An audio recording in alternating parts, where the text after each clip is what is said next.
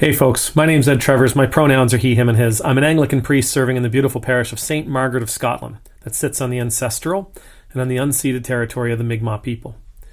Gwe. A while back, I caught this article written by a British doctor. In it, he's a gynecologist, and in it he talks about how so many women's health issues get misdiagnosed or undiagnosed. He said it's far too frequent, far too common in his particular field of medicine for the doctor, whether it's a male or a female, to simply chalk up a woman's health complaints or pains to menstrual cycle or to a phase of life, something having to do with, the reproductive system. And it'll pass. Just take a Midol. It'll pass. Just have a couple of Advil, drink some cranberry juice, whatever the case might be.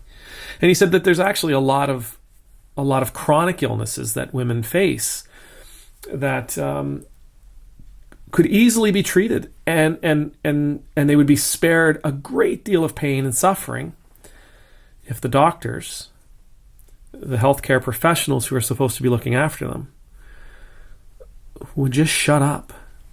And by shut up, I mean not only stop talking, but listen.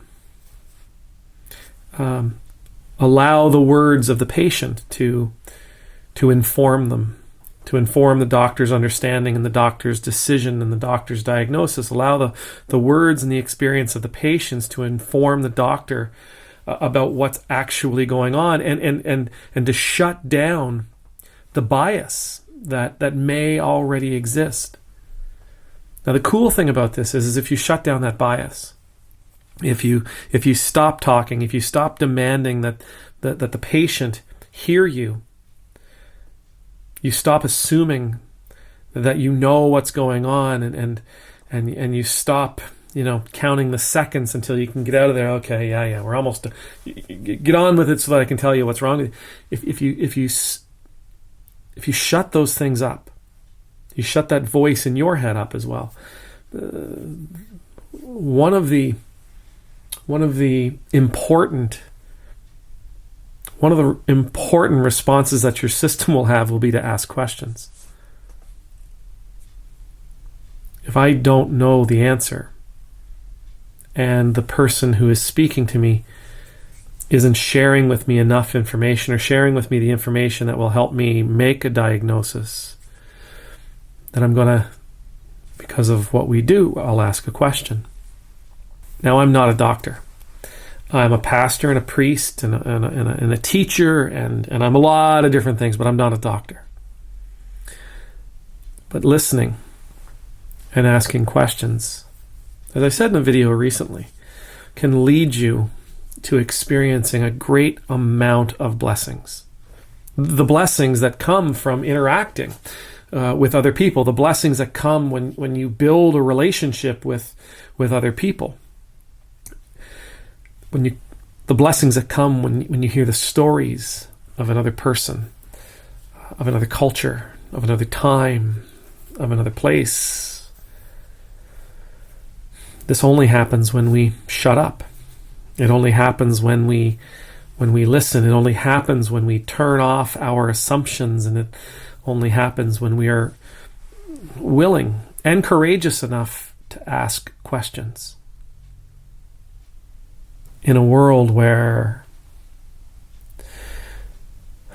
it seems like everybody is talking and nobody is listening, what a gift we are when we choose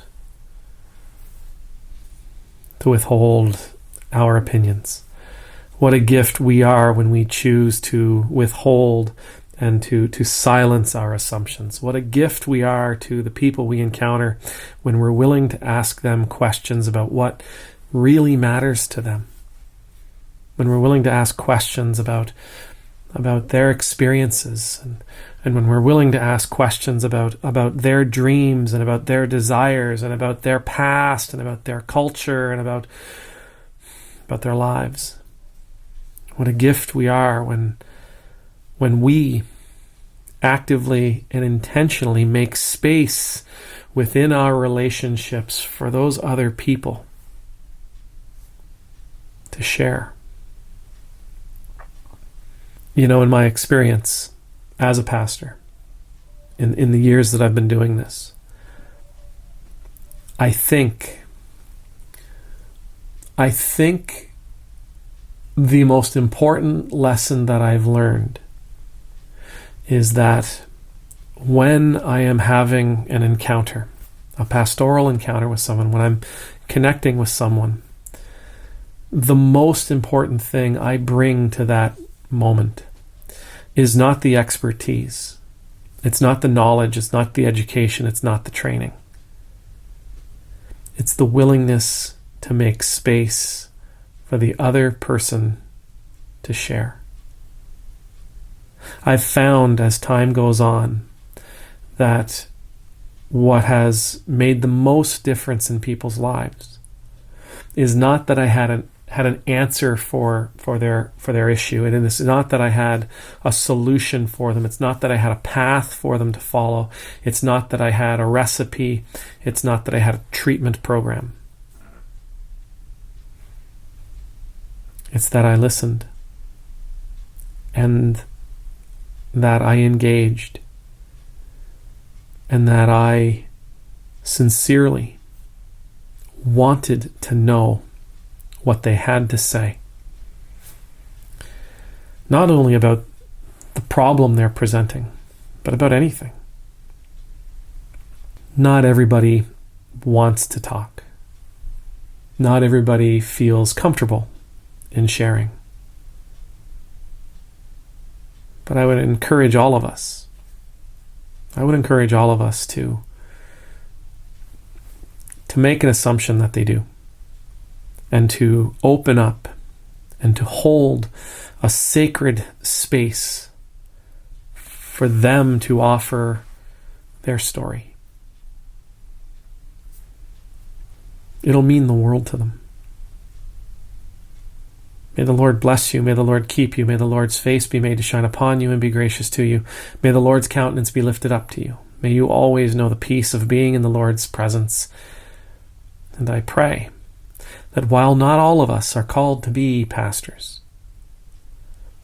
I pray that we'll all take a moment in our encounters with the people we come across,